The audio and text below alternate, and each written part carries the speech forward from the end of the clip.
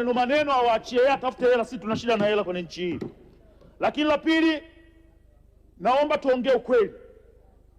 Wabunge wa Bunge la Jamhuri ya Muungano wa Tanzania tumekataa kuwa wanafiki, tumekataa kuwa vigeugeu kwenye swala la bodaboda, tumekataa. Na hii ni kwa sababu wakati tunagombea hawa vijana wa bodaboda ndio lilikuwa jeshi kubwa tunalitanguliza mbele ili tuweze kupata ushindi katika majimbo yetu.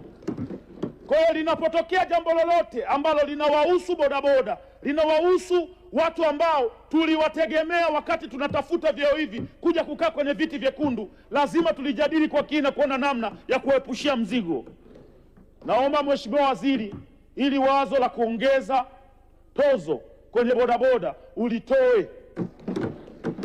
Na mimi wakati nagombea nilijitabanisha wazi kwamba mimi ndo mfalme wa bodaboda katika nchi ya Tanzania.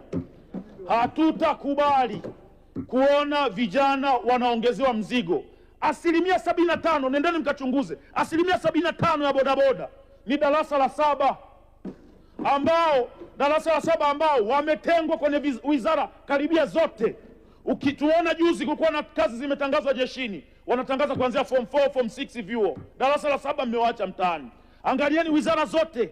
Sasa sehemu ambapo wamejiegemeza tunataka kwenda kuwakandamiza zaidi ya 75%. Na mimi ni darasa la 7 niko humu ndani. Siwezi kuwageuka ndugu zangu. Siwezi kuwageuka. Kwa tunaomba hizi tozo zipelekwe sehemu zingine, simtuletee sisi watu watungi. Bia ilikuwa inauzwa 1000 mkapandisha 2000, 3000, 5000 tunalipa tu. Watoleeni bodaboda tuleteni sisi watu watungi, sisi tutalipa hiyo, wala haina shida yoyote. Lakini la pili,